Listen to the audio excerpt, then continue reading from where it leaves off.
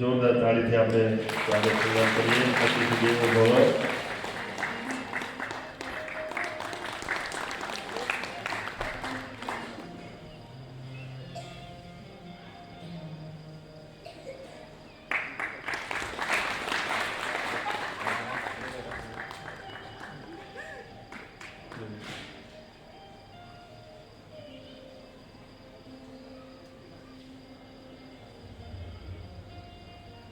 श्री साईनाथ महाराज की जय.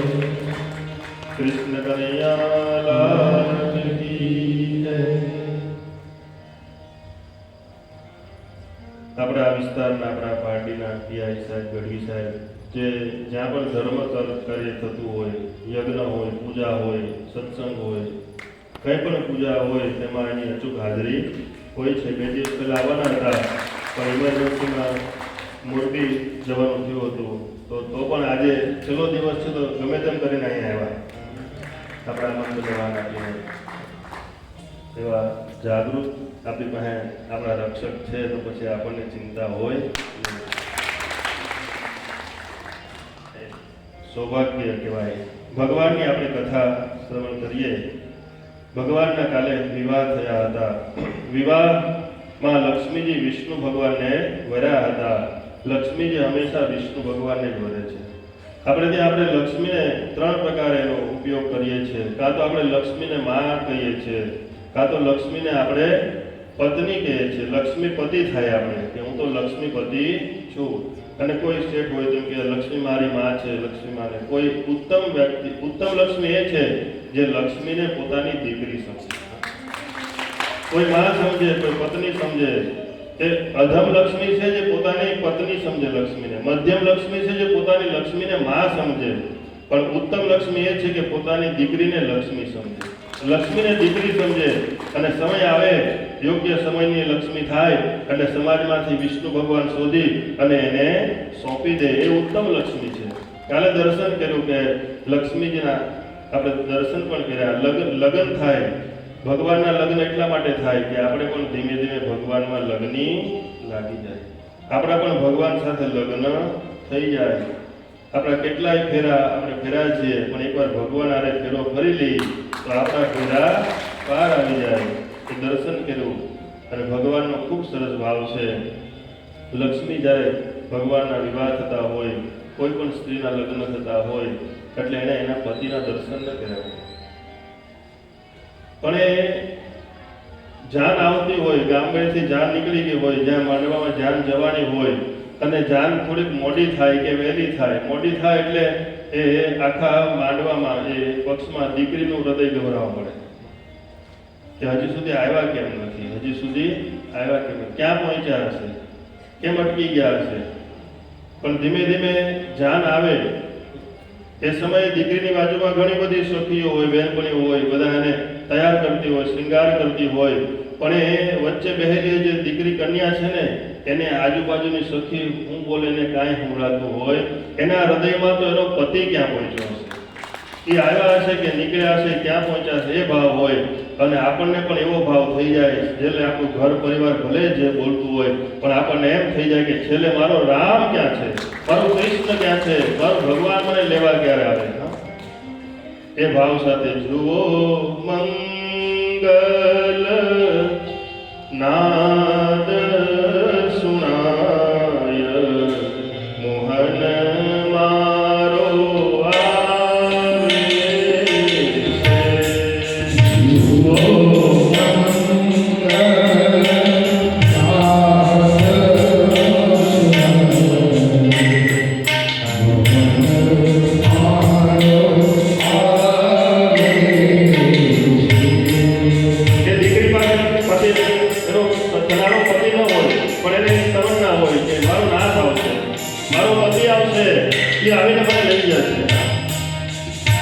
એ મનથી એક પાસે પહોંચી ગયું હોય કે આવશે ક્યાં આવશે, આવ્યો કે નહીં, આવ્યો કે નહીં, એને નહીંથી જોયા ન હોય. આવો જ્યારે આપણને આપણા પરમાત્મા સાથે પ્રેમ થઈ જાય, એક દિવસે મારો મોહન આવશે, મારો કૃષ્ણ આવશે, મારી માં જગદંબા આવશે. જે ઈષ્ટદેવને માનતા હોય તે ઈષ્ટદેવને આપણને છેલ્લે પતિના આપણે અંત સમય એવું થવું જોઈએ કે મારો કૃષ્ણ મને લેવા આવે.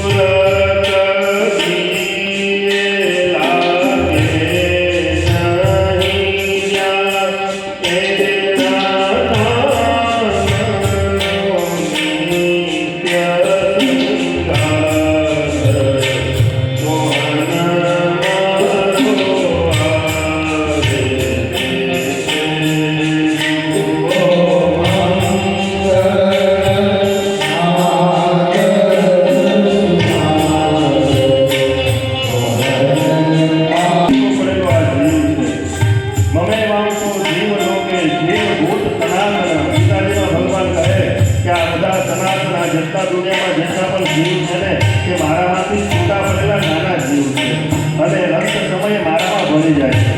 પણ ભગવાને એક શ્લોકમાં બે સૂત્ર આપણને આપ્યા. મમેવામ તો જીવ લોકે અને જીવભૂત સનાતન. એટલે આ દુનિયામાં કોઈ પણ દેશમાં કોઈ પણ જન્મે ને એ પહેલા ભગવાન કહે કે મારો સનાતની હોય છે.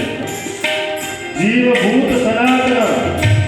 જે પણ દેશમાં જે પણ બાળક સ્ત્રી કોઈ પણ જન્મેના એ જન્મતાની સાથે ભગવાન કે મારો અંશ છે જીવભૂત સનાતન. પછી બીજા ધર્મમાં એને કન્વર્ટ કરે નવરાવે આમ તેમ કરીને ગમે તેમ એને બીજા ધર્મમાં એને ઘોષિત કરે. પણ યાદ રાખજો આ પૃથ્વી ઉપર જે કોઈ પણ જન્મે છે ને કોઈ પણ યોનિમાં જન્મે એ પહેલા એ સનાતની જ હોય છે, ભગવાન કૃષ્ણનો જ હોય છે. પણ આપણને એની સાથે નો જે યોગ થયો છે એમાં આપણે ભગવાનને ભૂલી ગયા છે. બહુ સરસ ભાવ છે કે ભગવાનની હું ખોવાઈ ગયેલી બાંસુરી છું. આ બાંસુરી છે, આપણા પણ ચિત્ર છે અને આજે ગાઈ રહી છે, બોલી રહી છે, નાચી રહી છે, કૂદી રહી છે, સાંભળી રહી છે. એ કોણ કરે, કેવી રીતે થાય? તો ભગવાન એને કરાવી રહ્યા છે. આપણાથી ભગવાનના મંદિર સુધી આપણાથી નહીં પહોંચાય. આપણે આ જીવ છે આપણાથી મંદિર સુધી પહોંચાડી શકાવાનું નથી, કેમ કે કળયુગ છે. એમાં આપણે આવા જીવ છીએ. આપણે કામથી, લોભથી, ઈર્ષાથી, રાગથી, અદેખાઈથી આપણે કોઈનો ઉત્કર્ષ નથી જોઈ શકતા. આપણાથી ઘણા બધા આપણામાં દોષ છે. આપણે ભગવાન સુધી પહોંચી શકવાના નથી. પણ ભગવાનને પ્રાર્થના કરવાની કે અમે નહીં આવી તારે આવવું પડશે. ઠાકોર તમારે આવવું પડશે. હું તમારી ભૂલાઈ ગયેલી બંસરી છું અને ઠાકોરજીને બંસરી બહુ વાલી છે, પોતાની કેડમાં રાખે.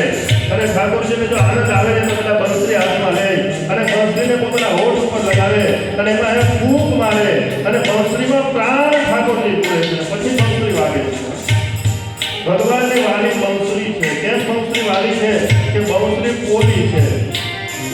એમાં જેટલા છિદ્રો છે, છિદ્ર હરેક મનુષ્યમાં હોય છે, પણ લોકો પોતાના છિદ્રને ઢાંકી રાખે. કોઈને કહે નહીં મારી આટલી કમી છે, મારા આટલા દુર્ગુણ છે, પણ વાંસળીએ બધા છિદ્રો ખોલી નાખ્યા છે. અને બધા છિદ્રો ખુલી ગયા અને ઠાકોરજીને વાલી થઈ ગઈ. ઠાકોરજી બંસરી વગર રહી શકતા નથી. એટલે હું ભગવાનની ખોવાઈ ગયેલી બાંસરી છું. એટલે ભગવાન ખોવાઈ જાય ને પછી ભગવાન બંસરી હોય, ક્યાં ગઈ મારી બંસરી, ક્યાં ગઈ કોઈ બંસરી? અને એ કૃપા કરે. મારે તો કઈ હાથ બંસરીને તો કઈ હાથમાં હોય નહીં. એટલે કોઈ કર્મ આપણે કરી શકતા નથી. આપણે એવું સત્કર્મ નથી કરી શકતા. આપણે કોઈ યજ્ઞ નથી કરી શકતા. આપણે કોઈ નામ કીર્તન પણ નથી કરી શકતા. આપણે તો જળ છીએ. પણ ભગવાનના વાલા છે. ભગવાનની જો છિદ્રો ખુલ્લા રહેતા હશે ને તો ભગવાન જોઈ બહુ મારી બંસરી. ભગવાન ત્યાં આવશે, ભગવાન વાગા વળશે, ભગવાન ઉજવશે અને ભગવાન પોતાની પાસે રાખશે. આ ભાવ રહ્યો છે આમાં. ભૂલી પડેલી બંસરીને ઉદર ધરવા, ભૂલી પડેલી